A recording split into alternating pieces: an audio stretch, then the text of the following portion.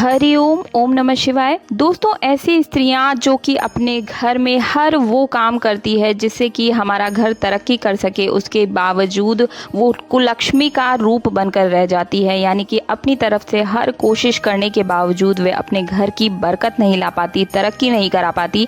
तो ऐसे में आज का ये वीडियो उन सभी के लिए है। बहुत ही ध्यान से इस वीडियो को सुनेगा कि आखिर आपसे चूक कहाँ हो रही है। हर एक बात पर गौर करते हुए सुनिएगा। इस संसार में अर्धनारीश्वर की पूजा होती है, शिव शक्ति की पूजा होती है, एक दूसरे की शक्ति बताया गया है। यही भाव सांसारिक जीवन में भी आता है। जो स्त्री पूरे मन से अपने पति की लंबी आयु के लिए प्रार्थना करती है, कोई भी काम करती है पति की तरक्की के लिए, परिवार के कल्याण के लिए, लेकिन उनका हर कार्य, हर उपाय व्यर्थ हो जाता है, तो एक एक चीज को स्टेप बाय स्टेप सुनिएगा कि आखिर आपसे चूक कहाँ हो रही है। क्रम से बताती हुई चलूंगी, ध्यान से सुनिएगा। स्त्रियों के गुणों के बारे में सबसे पहले मैं बता देती हूँ। जो स्त्री प्रत्येक दिन दैनिक कार्य के साथ साथ पूजा पाठ के समय में भी अपना समय व्यतीत करती है, ऐसी स्त्रियां घर में दैवीय कृपा होती है।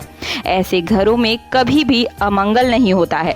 जो स्त्री धर्म के मार्ग पर चलती है और संतोषी होती है, जीवन में उनके धैर्य होता है, लालच नहीं होता, जिन औरतों में गुस्सा ज्यादा नहीं आता है और अपने पति की बातों को ध्यान से सुनती है और उनकी बातों को मान देती है, सम्मान देती है, समझने की कोशिश करती है। ऐसा नहीं कि पति की तरक्की के लिए आप उपाय पर उपाय किए जा रही हैं और पति के लिए आपके मन में कोई प्रेम ही नहीं है, सिर्फ पैसे के लिए आप उपाय कर रही हैं, तो ऐसा नहीं चलेगा। दोस्तों, ध्यान से एक एक जो भी स्त्री, जो भी बहन मेरी इस वीडियो को सुन रही हैं, ध्यान से सुनिएगा। जो भी स्त्री तन मन और धन से अपने पति के लिए प्रार्थना करती है, उसी की प्रार्थना स्वीकार होती है। और कुछ चीजें ऐसी हैं जिनकी वजह से आपका भाग्य गड़बड़ होता है। तो वो कौन सी चीजें हैं? जिनका पैर घर में पड़ते ही धन की देवी तिजोरी में आकर बैठ जाती है, ऐसे घरों में कभी भी धन का कोई अभाव नहीं होता है। जिस स्त्री के पैर के तलवे पर त्रिकोण का स्थान हो, ध्यान से सुने, जिस भी स्त्री के पैर पर तलवे पर त्रिकोण का स्थान हो, वो स्त्री बुद्धिमान होती है। जिनके पैर के तलवे सर्प के आकार के हों, ऐसी स्त्रियां धनवान होती हैं। जिन स्त्रियों की जो नाभि होती है वहां पर मस्सा होता है, तिल होता है, ऐसी स्त्रियां दाम्पत्य जीवन में सुखी होती हैं। जिन स्त्रियों के पैर का अंगूठा ज्यादा लंबा होता है, उनका जीवन ज्यादा तकलीफों का सामना उन्हें करना पड़ता है, उन्हें भी करना पड़ता है और उनके पति को भी करना पड़ता है। जिनकी आंखें हिरनी जैसी हों, वे विवाह के बाद सुखी होती हैं, सुखी ही रहती है। और जिनकी दोनों भौहों के बीच तिल होता है, ऐसी स्त्रियां हमेशा धनवान घरों में ही ब्याही जाती है, उनका ससुराल बहुत धनी होता है। तो ये तो थे गुण जिनकी वजह से हमेशा घर में बरकत आती है, ऐसी स्त्रियां भाग्य को लेकर आती हैं। अब हम जानेंगे अवगुणों के बारे में।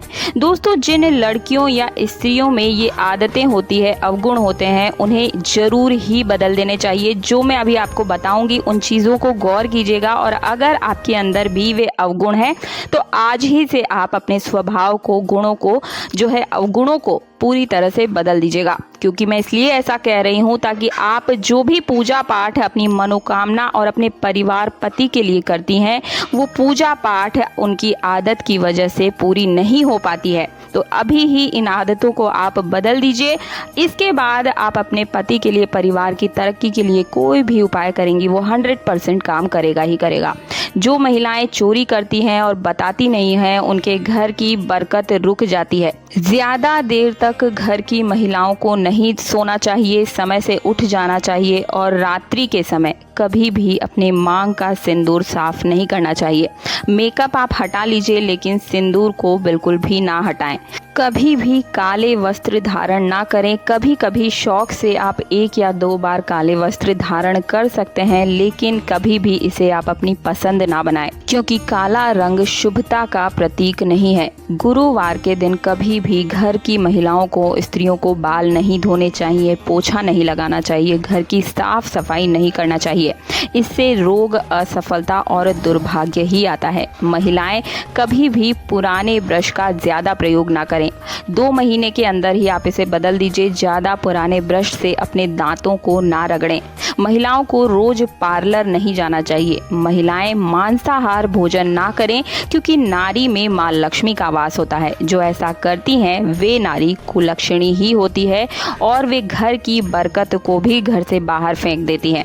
शास्त्रों के अनुसार स्त्री का सुंदर होना इतना ज़्यादा मायने नहीं रखता, बल्कि उसके गुणों का अपने अंदर, स्वभाव के अंदर होना ज़्यादा मायने रखता है। भले स्त्री सुंदर हो चाहे ना हो, लेकिन उसके अंदर गुण जरूर होने चाहिए, अंदर अवगुण ना हो। ऐसी स्त्री का संग पाकर कोई भी पुरुष आगे की ओर ही तरक्की करता है। जो स्त्री दूसरों को मान सम्मान देती है, ऐसी स्त्री दुष्ट स्वभाव वाले व्यक्तियों की श्रेणी में नहीं आती है। जिस स्त्री का चरित्र अपवित्र हो, कटु वचन बोलती हो और झूठ का सहारा लेती हो, ऐसी स्त्रियों के साथ रहने वाले व्यक्ति अक्सर संकटों का सामना ही करते हैं।